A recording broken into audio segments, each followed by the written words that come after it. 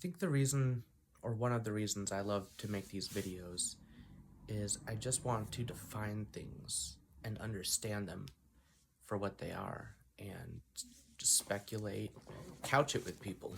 It's like you would if you were to get stoned with your friend. Sorry, this is a creaky chair. There's just a lot of creaky furniture in this house.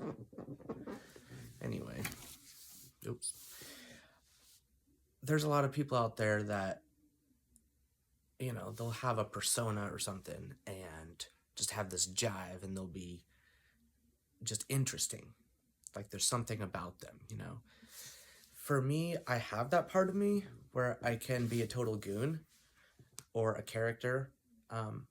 But in this series, or at least right now, my only kind of acting, if you will, for lack of a better word, or like my different personas. The only other one I really have on here is being a musician and, my songs and the things I play on guitar. But other than that, I just like to just talk about the things, and the playground is more the concepts. So I was just sitting here thinking by myself about how in a lot of these videos I say things about this world, as far as like problems or interesting things. And with problems, this world isn't so much a problem. The problem is the struggle that we have. And of course, I'm not saying anything you guys don't know, but I know I've probably said it like that, and I don't like to reduce it to like this place, like this physical place, because this physical place is beautiful, and we get to be part of it. And early on, I just spent so many hours with like the Bible and Christianity growing up. I didn't know much else. Like there's this naiveness in our beings. But I learned a lot through all that stuff. You don't have to be fanatical or zealous or fundamental about that stuff to get any kind of value from it. And I have, like I was just thinking, Jesus said, I go to prepare a place for you. And that was something from the Gospels that always stuck out to me. And I'm just like, what does that mean? Like, if he is a God creator, does that mean that he's going to prepare a new vessel, like a new body for us? Because I always kind of thought that way about it, because that would just be far more interesting. Because if we had bodies that just operated on another level and weren't constantly subjected to sickness or like dementia, Alzheimer's, cancer, you fill in the blank. We all have some kind of physical struggle and a lot of physical limitations. And one of our limitations is being copacetic and ethical, and even really knowing exactly what that is. I mean, we have a general sense of right and wrong, but we get tricked here, or we trick ourselves, people like to say, which to me, I'm like, no, I just can't buy that, because for every action, there's a reaction. And what a stupid game to play with yourself. That's not like a fun game. That's not like an interesting game. Like if you play a board game or something like that and you're like, I'm not into this game, you just leave, right?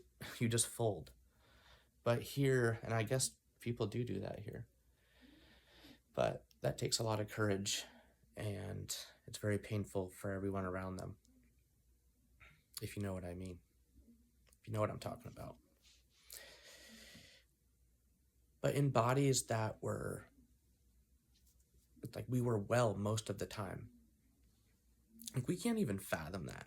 because we're so addicted to our stress and our struggles here and our toxic viewpoints about stuff, where if we could just be at peace with things and and just be okay, be satisfied, not be ill with all these unnatural like amounts of work and consumerism and um, negative feelings and experiences. Too much. It's way too much. We can all agree. There's just not enough of the good and too much of the bad, unless you're a very rare lucky person. And God bless you, you know? Like, good for you. Good for you. Like, more people should have that, you know? I think we can all agree that. Because if people were better off, they wouldn't be committing crimes unless they're like really like that's their like life's passion is to be evil. Like, I guess those people exist too. I mean, you know, in this world. So yeah, it's the other people and it's our bodies is the struggle with this world, you know, the proverbial this world. That's why I like to say this life or this existence or this particular iteration of reality, this iteration of consciousness that we each individually get to experience with our own experiences and dynamics that all play into just how unique each of our experiences are as far as the felt presence of them. Like when I wake up in the morning, just what that feels like. It's like there's not words for that kind of thing. That's like, you can know what I mean, but you can't know what I feel.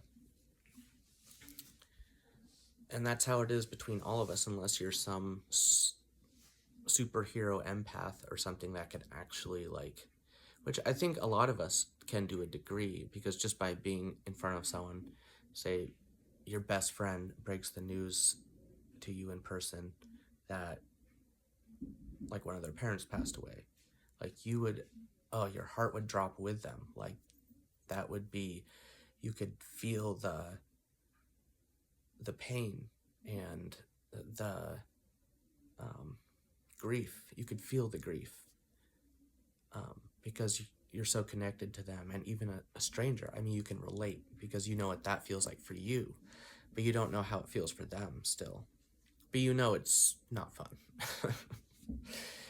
And so we